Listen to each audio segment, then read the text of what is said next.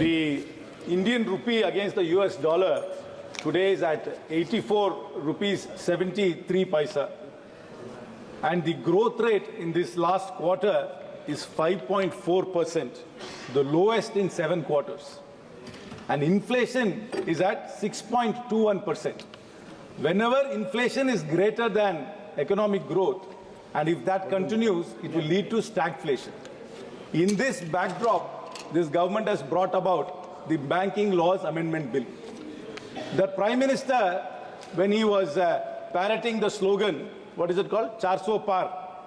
He held a cabinet meeting in March where he said when he comes back to power, he will have a 100-day agenda where they will bring about majestic reforms.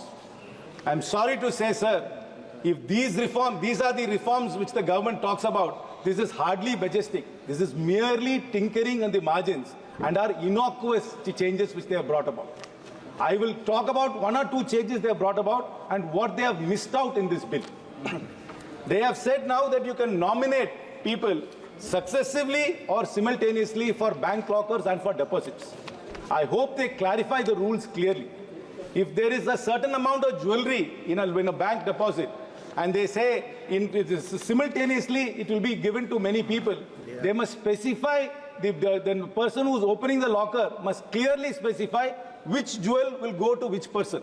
Otherwise, what will happen is, if there is no clarity, the bank will say there is no clarity and will confiscate or not give the jewelry to anybody. It will lead to lots of confusion. And in successive nomination, what will happen is, if A nominates B, and after B it is X, Y, and Z, for some reason A passes away, and then B also passes away, it is very likely the bank will ask Mr. X to bring the death certificate of B and Mr. A. He might not even know B. So there can be lots of administrative confusion in these successive and simultaneous nominations, and the government and hopefully the minister will clarify the procedure in which successive and simultaneous nominations will be done. The other point is that, sir, they said unclaimed dividends will be sent to the Investor Education Protection Fund. Sir, the minister must clarify how much fund is already existing in the Investor Education Protection Fund and what is that fund doing to educate people about dubious public issues which are still coming up today and about the financial fraud which is happening in the banking sector. There is no point in creating a fund and adding more and more money to it if you do not know what that fund is doing and how the funds in that corpus is being spent, sir.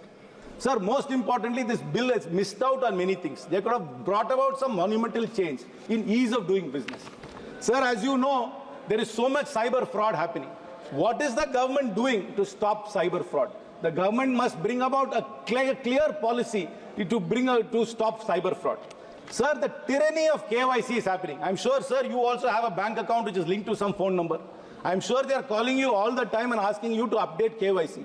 I think we should stop this tyranny of KYC. When there is nothing changed, your name is not changed, your parents' name has not changed, your address is not changed, nothing has changed, but the bank is calling you millions of times in a year, asking you to update your KYC, and it's a serious harassment. Because they're outsourcing the KYC process to some third-party agency, and that agency has to make these calls to harass you.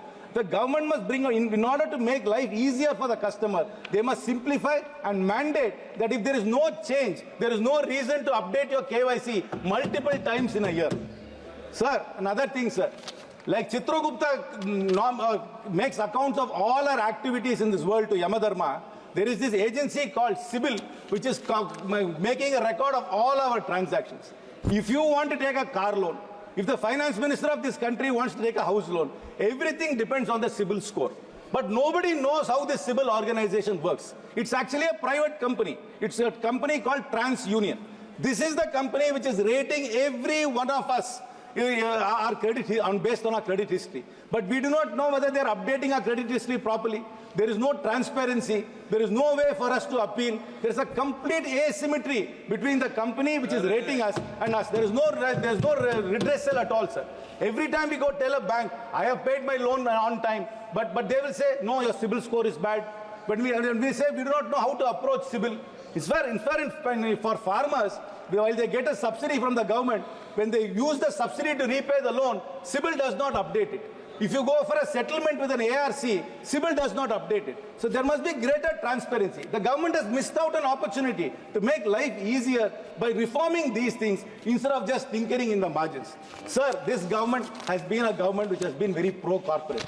I will give you list out a list of companies, sir. Please. Karakal Port Private Limited. Please. Korba West Power, SR Power MP, Radius Estates and Developer, Digi Port, Aditya Estates. These are all distressed tale of assets which went to a corporate, sir. Instead of focusing on corporates, this government should focus on writing off the student loans, which is only 90,000 crores. They could have easily written off the student loans instead of giving haircuts to corporates and being pro-corporate. Sir, this bill is nothing majestic. It's an innocuous bill. It does nothing to make life easier. It is completely anti-consumer and anti-middle class.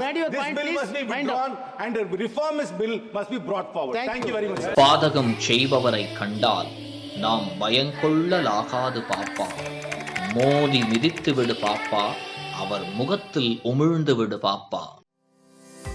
அண்மை செய்திகளை உடனுக்குடன் தெரிந்து கொள்ள இணைந்திருங்கள் M நாடு தொலைக்காட்சியுடன்.